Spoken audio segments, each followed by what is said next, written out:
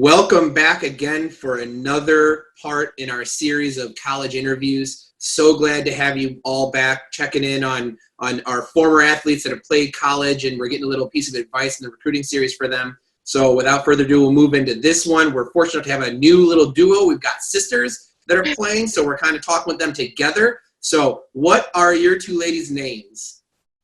I'm Gillian. I'm Natalie. Excellent. And at the junior level, what position did you guys play? I was an outside. I was the setter. Okay. Oh, then you guys probably played together, and you were her setter and you were her outside? Yeah, Awesome. definitely. As sisters should be. Now, what year did you guys graduate from Top Flight? We graduated in 2017. Yep. 2017. Okay. So then you guys are the same age. And now, did you guys end up going to school together? So our first 2 years, we actually did not. I have attended Dominican University for all my 4 years. So my last year will be next year. And then she went to Waubonsie Community College her first 2 years and then transferred into Dominican her junior year. So now we're together. Yeah. Okay. Reunited, which I'm sure is exciting. So then the question now is, at both of your respective schools, and I guess kind of moving into the being together, what positions do you guys play at the collegiate level? So I still play outside hitter. I've kind of jumped around a little bit, like with libero and also right side, but majorly outside still. Okay. I am still a setter through and through. That's good. That's good. Glad that you are continuing, guys, to stay in your spots. And then what year in school are you guys currently? We're both juniors, so we graduate in 21. Okay, cool. So you're almost there. Almost there. Almost there, though. Then you have to start adulting like the rest of us. So we got a little bit about you guys. So let's go ahead now and tell us, just kind of walk us through your process. Start at the beginning and tell us how the recruiting process was for the two of you. So I guess it all really started because we've known that we wanted to play in college, like pretty much ever since we started. And how we kind of started the process was looking at schools that we thought would fit our major, that we had heard good things about, maybe just anything that interested us along those lines. And then kind of looking into the team, the coaches. We would reach out personally, or we would have club coaches help us out with that too. Okay. For me personally, I did not know what I wanted to do like as a career. So right. I had thought about community college to start, just because I knew I could still play volleyball and I could get my gen eds out of the way. So that was always a nice option for me. I don't know if you want to talk about yours. I was the opposite. I knew exactly what I wanted to do pretty much since like my sophomore year of high school. Hey. So I wanted to major in fashion merchandising, which was tricky with wanting to play volleyball. So in the back of my mind, I always knew there might be the option of not playing collegiately, which really was a hard decision, like that I didn't want to have to make. So that really grounded my process of looking for colleges, is did they have my major? And then I would kind of start looking into the volleyball program, if they were a very talented group, the coaches. But like Natalie said, we reached out personally, or we would use coaches' help to reach out to schools. Okay. So now I've actually had, there's something I want to actually talk to you a little bit now, Natalie, because I've had a couple people that now they've asked, what is your opinion of doing community college? Because obviously from the academic standpoint, you really took advantage of it from how a lot of people look at it as, I don't know what I want to do, but I want to continue working towards at least knocking my initial things out of the way. And this will allow me to do it. Typically, they also equate it to at a cheaper cost. So I'm not spending a 4-year university cost and working on stuff when I don't really know what I want to do. So now taking it to the route of how did this impact you volleyball-wise, before we kind of move further into both of your experiences with the recruiting process, touch a little bit on how you feel having gone that route and moving into a 4U university is, as compared to what it might have been like just going straight into a 4U university like you did, Gillian. So personally, I'm a homebody, so I was not really excited about moving away to go to college in the first place. So living at home and still going to school and playing volleyball was something that appealed to me a lot. But also on the other end, I was kind of skeptical about the volleyball. You know, if you hear about community college, the stereotype is kind of like it's bad volleyball. But one thing that I learned while being there is that it's actually really competitive. It's the same kind of level that you would go into if you were to go into D3 or even D2. And also you're still getting a good education for way cheaper. So I think that's something that appealed to me. I think the hard thing though for me was transitioning over into a 4-year university, especially when you live at home for 2 years. It's kind of the same like routine as like just going to high school and playing club volleyball. You drive to practice, you drive home. It's kind of just the same routine you've been going through. But when you go to a 4-year university, obviously it's a big switch. You live in a dorm. You hang out with your friends all the time. You don't see your family, obviously. So I think that was one of the hardest things that I had to get used to.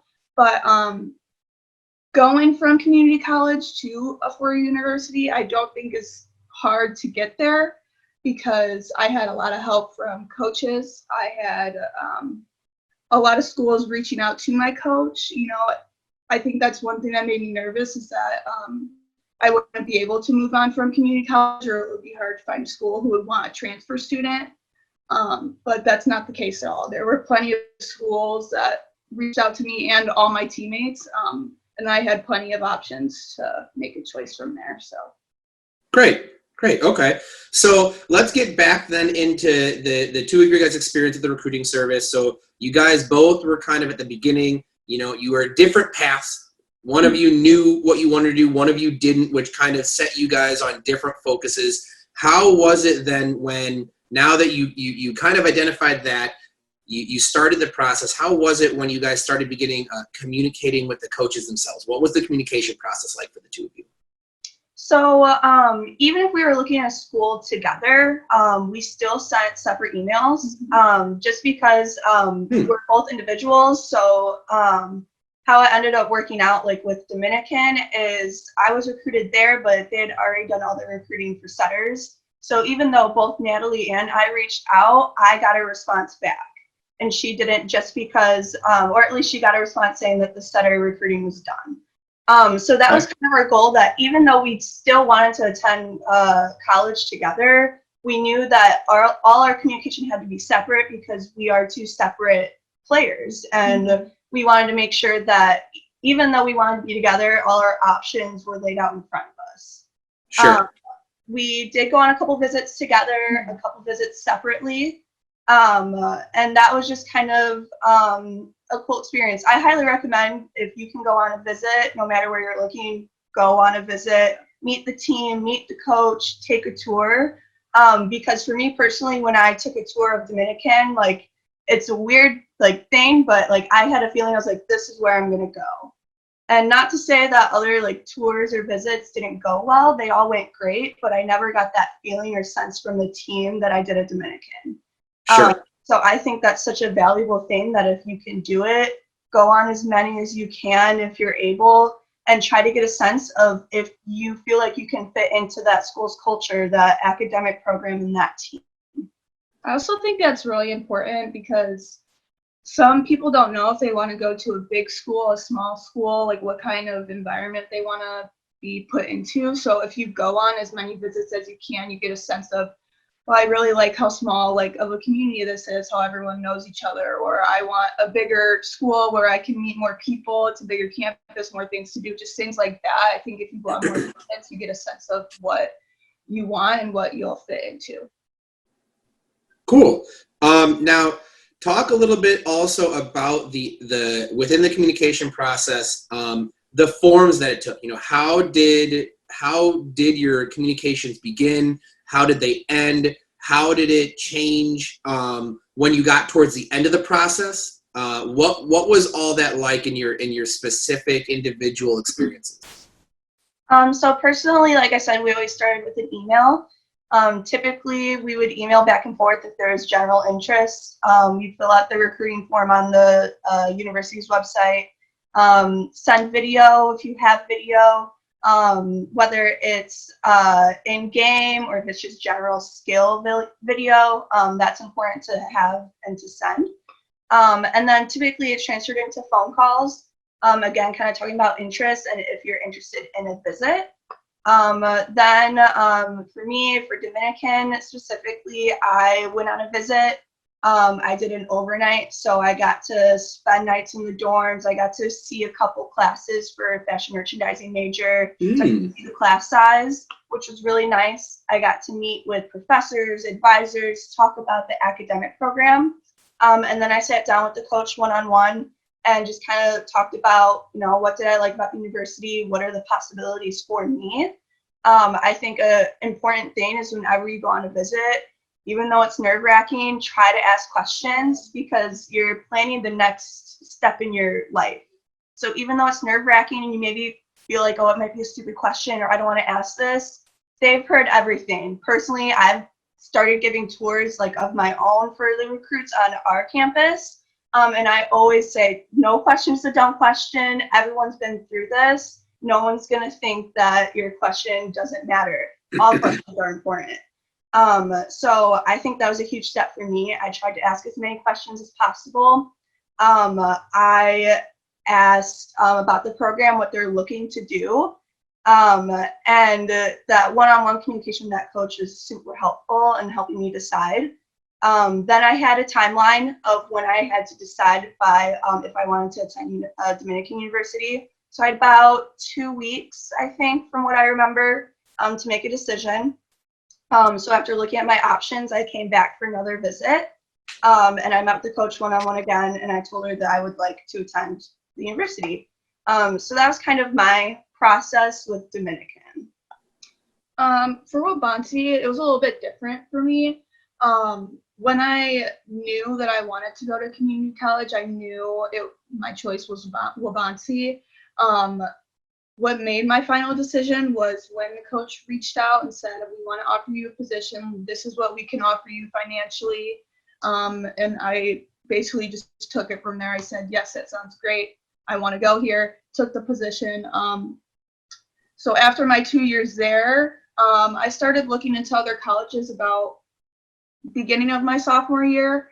When I was looking into colleges and I finally narrowed it down to a few schools, and obviously there were choices I had to make because playing with Gillian was obviously high on my list, so I was like, that'd be great if I could do that again. But it was a little different because both my sisters had gone to Dominican, so it was kind of an easier process for me and I knew more people there. It was kind of like a second home for me anyway, so I think the process was a little bit easier for me that way. I got to talk with the coach more, and I think honestly having that one-on-one communication was really important. And one of my final decisions was because the coach was reaching out to me personally and not just asking, have you made a decision yet? They were really asking how are you doing? If you have any questions, you need any help, just reach out. I think that is what made the decision easy for me, is that the coach cared a lot. So that really sealed the deal. So how much, a unique one that not a lot of people have really talked about, when you guys were in the communication process, was there ever a point in time when the communication switched from the coach to more of the other girls on the team talking to you? And was there a point when that kind of was, maybe not necessarily the recruiting plan, but that is then where you kind of moved your focus to as well? So actually, yes. So after I did my overnight at Dominican, I was still in contact with the coach, but I had players reaching out to me. kind of just asking like, hey, like, how are you doing? Hope the visit went well. If you have any other questions, please reach out. And I was kind of consistent with the coaches' communication as well. And I can say as of now, like at Dominican, I've become one of those players who reaches out.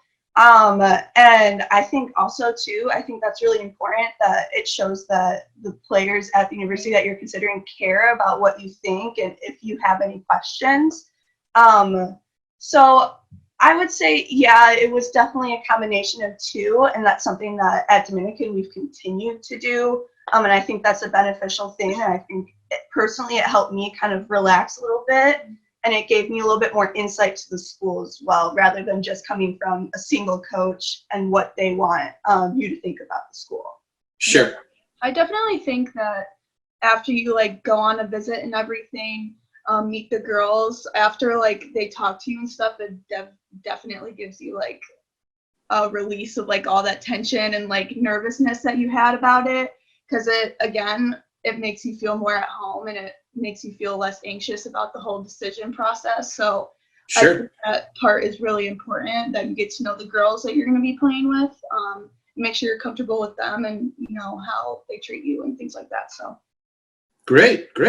Well, that really kind of seems like the entirety. You guys talked about how it started in the process and when you were getting the offers, what it was like. And so it seems like for the most part, you guys had a relatively, I wouldn't say simple, but a relatively successful recruiting experience, so which is really good. The last question before we go to sign off and get a little bit of advice that I did want to ask you guys is, did either of you use any recruiting services during the time that you're trying to get recruited to either identify schools, learn more about schools, potentially reach out to schools, anything like that?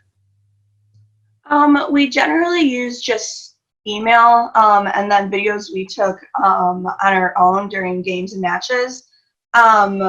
We were kind of late, like on the recruiting process. Like we didn't really start looking, I'd say, until the end of our junior year.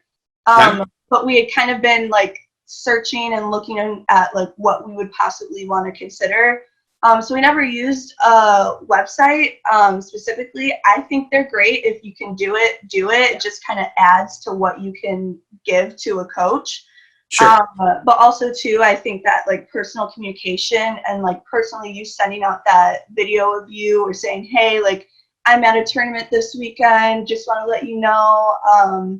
So like I think that aspect is important too, but we were kind of late, I think you would agree. Yeah. So I think if you can and if you're early on that process, do it, because again, it's just that added tool that can help you find the school you want to attend.